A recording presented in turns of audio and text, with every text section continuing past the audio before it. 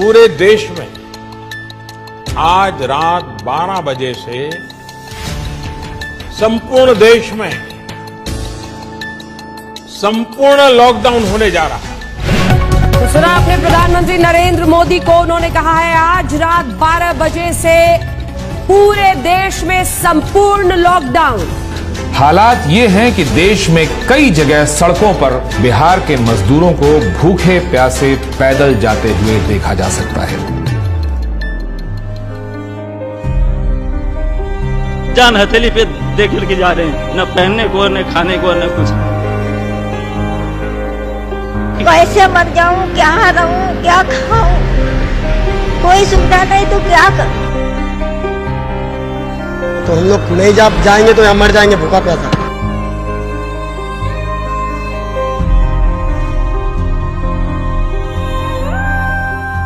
मेरा हस्बैंड खत्म हो गया, मेरा बाबू चला गया हमको छोड़ के। कोरोना से जंग में भी देखिए बिहार अस्पताल खुद बीमार है, अस्पतालों के हालात बता रहे हैं कि मरीज भर्ती हो जाएं तो वो भगवान भरोसे ही घर वापस हो पाएंगे। पटना के अस्पतालों में ऑक्सीजन की कमी है, अस्पतालों ने मरीजों को लेना बंद कर दिया है।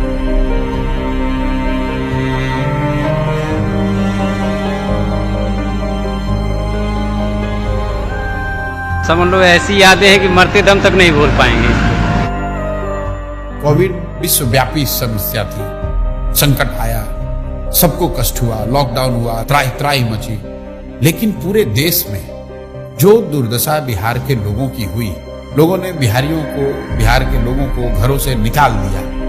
लोगों को बस तक नहीं मिला, ट्रेन नहीं, गाड़ी नहीं, पैदल चल के बच्चों को लेकर अपनी पोटली, अपनी जीवन की पूरी कमाई जमा पूंजी लेकर हजार किलोमीटर महिलाएं, बच्चे पैदल चलकर आए। महीनों तक वो नजारा चलता रहा और हम जैसे लोग सारी शक्ति, ताकत, साधन होने के बावजूद कुछ नहीं कर सके। ऐसा लगा कि नहीं, अगर भगवान ने शक्ति बुद्धि दी है, कुछ ऐसा करना होगा जिससे कि समाज सुधरे। नेताओं को जिताते हराते रहने से कुछ नहीं होगा। मेरा मोह भंग हुआ। फिर साल भर अपने लिए रखा, सोचने के लिए, समझने के लिए कि क्या करना है, कैसे करना है। और तय करके जब 2 मई 2022 को मैं आया बिहार में, 2 अक्टूबर से गांधी आश्रम पश्चिम चंपारण से पदयात्रा शुरू करेंगे। हर गांव, हर शहर, हर गली, हर मोहल्ले, हर पंचायत में पहुंचने के लिए पूरे बिहार में एक बार जाने का प्रयास करेंगे।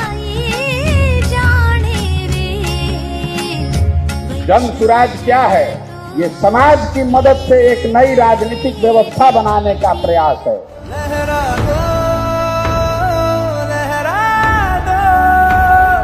सरकशी का परचम लहरा दो, गर्दिश में फिर अपनी सरजमी का परचम लहरा दो। पूरे बिहार में 3 बरस पैदल चल के आपके गांव समाज को मत कर आपके बीच से ऐसे आदमी को चुन कर निकालेंगे जिसके पीछे अपना पूरा पैसा, शक्ति, ताकत, बुद्धि सब लगाएंगे और आपके आशीर्वाद से उसको जिता कर लाएंगे। वोट चाहे जिसको भी दो, एक बार वोट अपने बच्चों के लिए।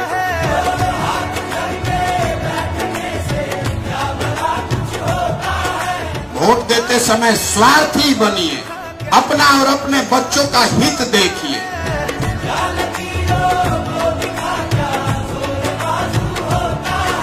जन सुराज पदयात्रा किसी और पदयात्रा से बेहद अलग है।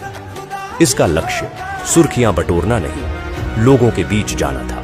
उन लोगों की समस्याएं, उनका दुख समझना था जो आजादी के 7 दशक बाद भी मुख्य धारा में नहीं पहुंच पाए। प्रशांत किशोर उस बिहार को ढूंढने निकले थे जो विकास की दौड़ में इतना पीछे छूट गया था कि वहां उम्मीद की कोई किरण तक नहीं पहुंचती थी, जिसे देश के सभी नेताओं और दलों ने न सुधर पाने वाला राज्य मान लिया था। जन सुराज पदयात्रा का कोई समय निर्धारित नहीं है।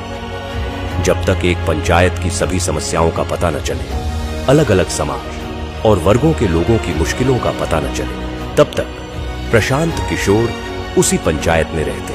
बिहार में ये पहली बार हो रहा था कि कोई व्यक्ति पायदान में खड़े आखिरी शख्स तक पहुंच रहा था, उससे बात कर रहा था।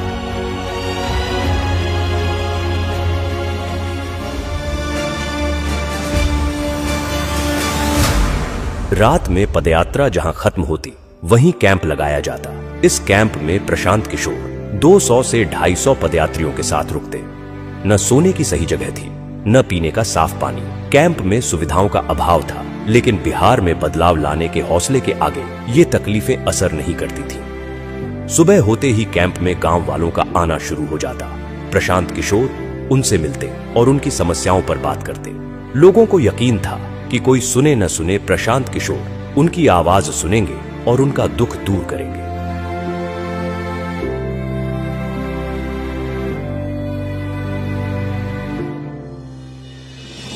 पदयात्रा हर वक्त चुनौतियों से भरी हुई थी। हर पल एक इम्तिहान था। कई सड़कें ऐसी थीं जहां सिर्फ पत्थर नजर आते थे। वहीं कुछ गांव ऐसे थे जहां सड़क पहुंची ही नहीं थी।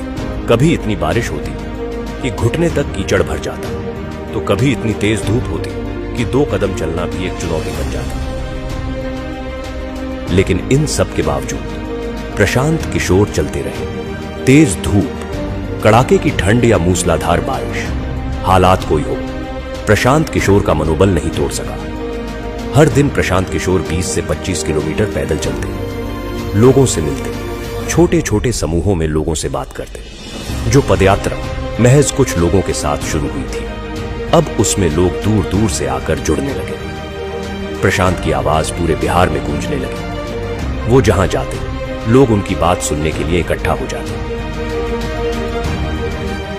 जिस मुखिया को, विधायक को जात और धर्म के नाम पर 500 रुपया और मुर्गा भात के लालच में आप वोट देते हैं, वही आदमी जब जीत कर आता है, आपके हलक में उंगली डाल के 5,000 10,000 रुपया निकालता है और आप बात बात चिल्लाते हैं कि भैया बड़ा भ्रष्टाचार।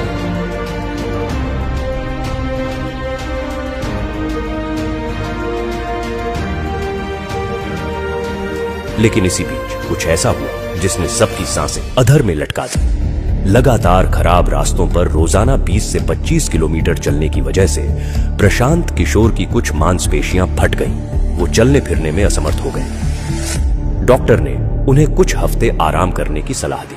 समस्तीपुर में जब एंट्री हो रही थी, वैशाली से हम समस्तीपुर की तरफ बढ़ रहे थे, तो शाम के बाद अचानक से हमारी नजर जब प्रशांत किशोर पे पड़ी तो उनके पैरों में बहुत तकलीफ थी। मतलब वो जूझ रहे थे उस तकलीफ से, उनसे चला नहीं जा रहा था।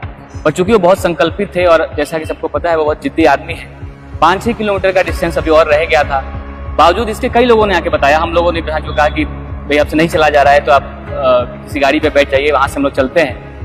लेकिन तब भी उन्होंने उसको किसी तरीके से कंप्लीट किया। शाम को जब पदयात्री आपस में बैठ के बातचीत कर रहे थे तो ये बातचीत चल रही थी, सब मायूस थे और एक बार के लिए लग रहा था कि अब शायद ये पदयात्रा कभी ना चले, जितना तकलीफ में प्रशांत किशोर उस वक्त दिखाई पड़ रहे थे। लेकिन महज कुछ दिनों के बाद ही उतने ही उत्साह के साथ उसी मोरवा ब्लॉक के लरुआ गांव से पदयात्रा फिर से शुरू होती है। तो वहां महिलाएं उनको आशीर्वाद देने के लिए लगातार आए हैं। सबकी आंखों में आंसू है, इमोशनल है। जैसे ही पदयात्रा चलती है, कई लोग उनको गले लगा लेते हैं, कई महिलाएं उनके सर पे हाथ रख देती है उनको आशीर्वाद देने के लिए। बुजुर्ग आके बात करते हैं और गांव में भी एक उत्साह का माहौल होता है कि जिस व्यक्ति को यहीं पे चोट लगी थी वहीं से उनकी शुरुआत हो रही।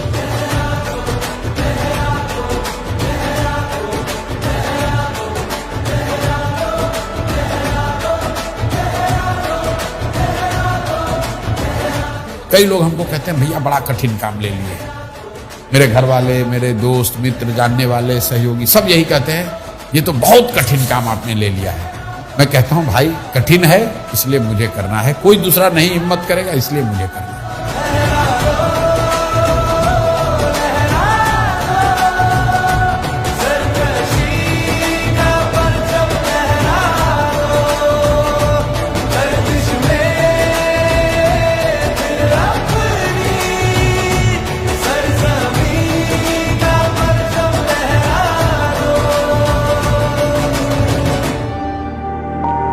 पदयात्रा के दौरान प्रशांत किशोर की पहचान एक नए बिहार से हुई।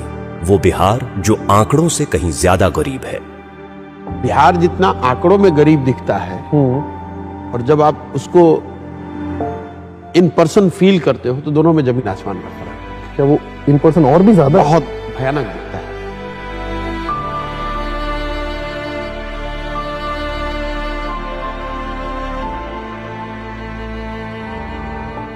जब आप उसको विजुअली देखते हैं, इंटरैक्ट करते हैं, तो कभी कभी वो मतलब घबराहट सी होती है, इतनी मतलब है घबराहट होती है, यार ये कैसे सुधरेगा, कितना पीछे छूट गए हम लोग। क्वाइट कॉमन, आप किसी भी सभा में आप बैठते हैं तो 5-10 ऐसी बूढ़ी महिलाएं आपको मिल जाएंगी, बुजुर्ग मिल जाएंगे जो कहेंगे कि हमारे पास कुछ नहीं है, 400 रुपये पेंशन मिलता है, वो भी नहीं आ रहा है, बच्चों ने मुझे निकाल दिया है, मेरे पास घर नहीं है।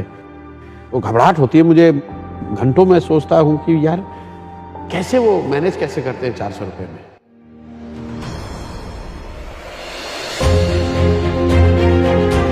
दो सालों की पदयात्रा में प्रशांत किशोर ने लोगों को जागरूक किया, उन्हें अपने वोट की सही ताकत का एहसास करवाया, उन्हें बताया कि उनका और उनके बच्चों का जीवन बदलने का तरीका है सही मुद्दे पर वोट देना। लेकिन हर जगह लोग यही कहते कि उनके पास विकल्प नहीं है। इसके अभाव में हर बार उन्हें न चाहते हुए भी उन्हें कुछ दलों को वोट देना पड़ता है। इसी सवाल के गर्भ से निकला जन सुराज अभियान को राजनीतिक स्वरूप बनाने का विचार। जन सुराज के 1 करोड़ से ज्यादा संस्थापक सदस्यों के साथ चर्चा की गई, हर बात पर बारीकी से बात की गई और इसके बाद सबकी सहमति से तय हुआ कि इस अभियान को अब राजनीतिक दल का स्वरूप देना जरूरी है ताकि बिहार की विकल्पहीनता खत्म हो।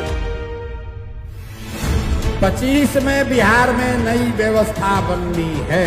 आपने हाथ में राखी बांधी है, तब आपका हाथ पकड़ रहे हैं और भरोसा रखिए आपको भी हारने नहीं देंगे। 2025 में जनता का राज बनाए।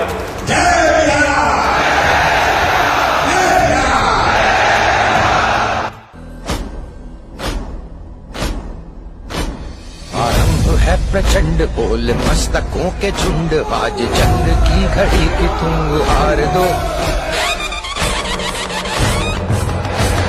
आरंभ है प्रचंड बोल मस्तकों के झुंड, आज जंग की घड़ी की तुम हार दो। मान वान शान या कि जान का हो दान, आज एक धनुष के बाण पे उतार दो। आरंभ है प्रचंड, मन करे सो प्राण दे, जो मन करे सो प्राण ले, वही तो एक सर्वशक्तिमान है। विश्व की पुकार है, ये भागवत का सार है कि युद्ध ही तो वीर का प्रमाण है। जो लड़ सका है वो ही तो महान है। जन सुराज को आधिकारिक तौर पर जन सुराज पार्टी के तौर पर स्वीकार कर लिया गया है।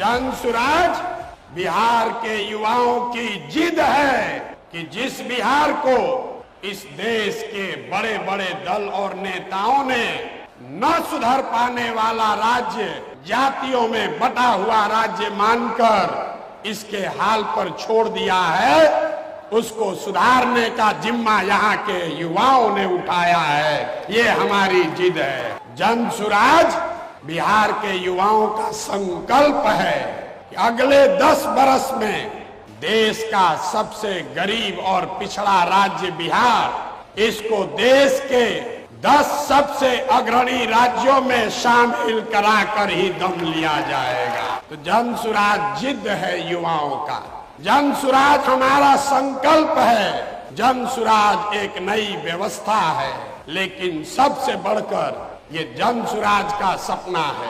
अपने जीवन काल में हम लोग ऐसा भी दिन देखना चाहते हैं जब हरियाणा, पंजाब, गुजरात, महाराष्ट्र से लोग बिहार में रोजी रोजगार करने आए, तब मानेंगे कि बिहार में विकास हुआ है।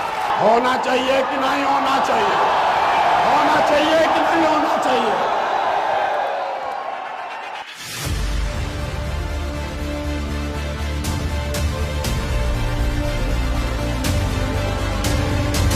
कार्यवाहक अध्यक्ष जिसको नियुक्त किया जा रहा है, जिनके नाम पर सबकी सहमति है। वो सज्जन यहाँ मधुबनी के हैं जिनका नाम है मनोज भारती। ये इसलिए नहीं है कि ये दलित समाज के हैं, ये काबिल हैं जो दलित समाज के भी हैं। ये पहला ऐसा दल होगा जहां पर उम्मीदवारों का चयन जनता के द्वारा किया जाएगा। जनसुराज अपने संविधान में लिख रहा है राइट टू रिकॉल। अगर टिकट पाने के बाद, आपका वोट लेने के बाद भ्रष्टाचार चालू किया तो उसका चाबी आपके हाथ में है। 2.5 वर्ष में उसको वापस बुलाया जाएगा। जनसुराज पार्टी का जो आधिकारिक झंडा होगा उसमें महात्मा गांधी के साथ साथ संविधान निर्माता बाबा साहब अम्बेडकर का चित्र भी शामिल किया जा रहा है। कमर कस लीजिए, जंग की शुरुआत ठान दी है, अब हम लोग पीछे हटने वाले नहीं हैं। जय बिहार, जय बिहार, जय बिहार, जय बिहार, जय बिहार। प्रशांत किशोर ने आज अपनी नई पार्टी लॉन्च की। पार्टी का नाम है जन सुराज पार्टी। इस मौके पर पटना के वेटरनरी ग्राउंड में प्रशांत किशोर ने बड़ा कार्यक्रम किया। उन्होंने कहा कि वो बिहारियों के सम्मान के लिए काम करेंगे। पार्टी के झंडे पर बापू और बाबा साहब दोनों की फोटो होगी।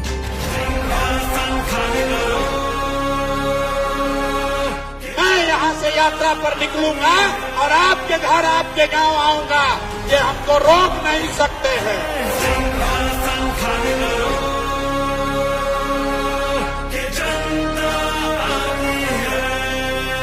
6 महीने के लिए कमर कस लो और अपने इस बेटे, अपने भाई पर भरोसा रखिए। नवंबर में आपको नई सरकार बनाकर, जनता की सरकार बनाकर देंगे।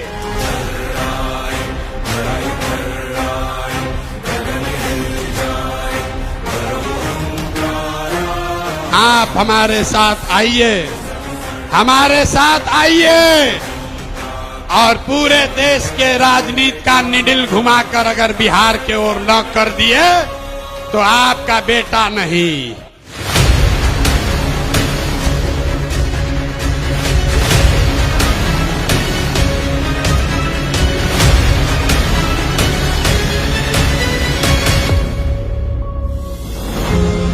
दल बनने के बाद एक बार फिर प्रशांत किशोर ने लोगों के बीच पहुंचना शुरू किया। इस यात्रा को नाम दिया गया बिहार बदलाव यात्रा। मकसद वही था, दशकों से विकास की दौड़ में पीछे छूट रहे बिहार के लोगों को बताना कि वो गरीबी और बदहाली से कैसे निकल सकते हैं। लोगों को ये एहसास दिलाना कि वो अपने वोट की ताकत से बिहार में कैसे बदलाव ला सकते हैं। यात्रा की शुरुआत जयप्रकाश नारायण के पैतृक गांव सिताब दियारा से हुई, लेकिन वहां पहुंचकर पता चला कि जेपी के घर का बिजली कनेक्शन कटा हुआ था क्योंकि बिजली बिल का भुगतान नहीं किया गया था। इस स्थिति से साफ हो गया कि 40 साल से जेपी के नाम पर राजनीति करने वालों की मानसिकता क्या है। प्रशांत किशोर ने इस स्थिति को जनता के सामने रखा।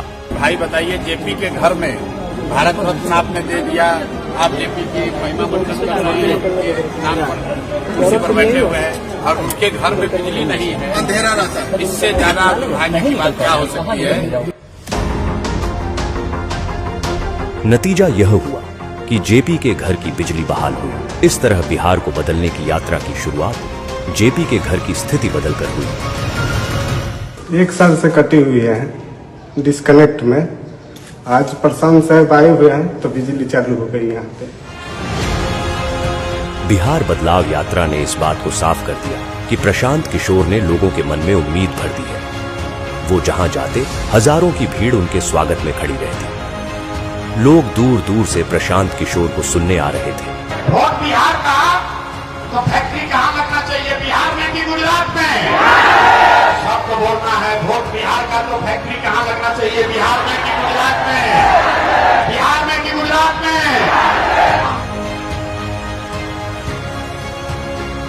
नीतीश कुमार को रखना है कि हटाना है? रखना है कि हटाना है?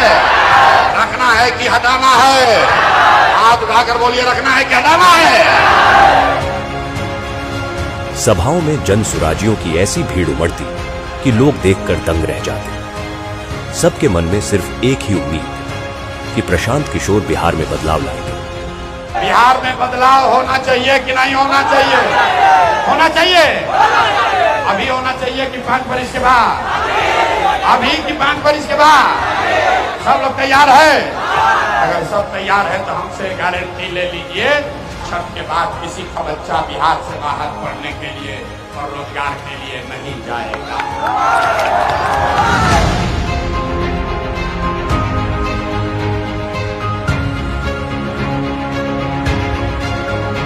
प्रशांत किशोर ने बिहार में इन 3 सालों में जो करके दिखाया है, उसने बिहार की राजनीति की दशा और दिशा दोनों बदल दी है।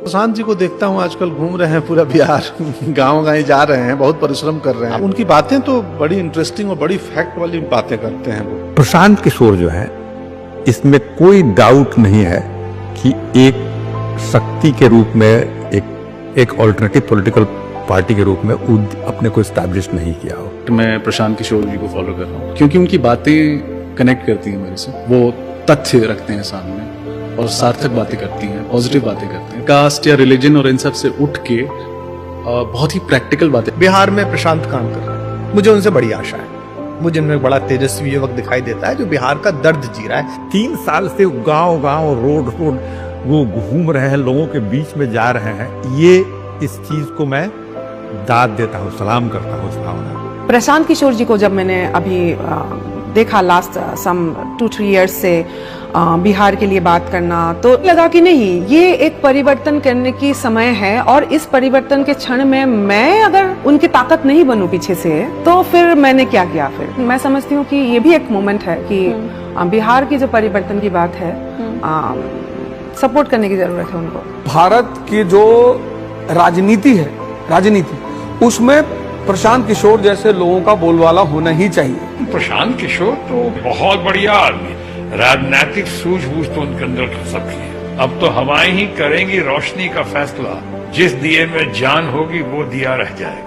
वो आदमी गांव-गांव में जाकर के अब ऐसी स्थिति क्रिएट कर दिया है कि चर्चा हो रहा है उसका। कांधों लगा रहना और जाना, हर लोगों के गांव में बिना सिक्योरिटी के चलना, उतना हिम्मत के साथ चलना। तो मैं देख रहा हूँ एज ए जर्नलिस्ट, तो उस आदमी को सैल्यूट के सिवा हम कुछ नहीं कर सकते।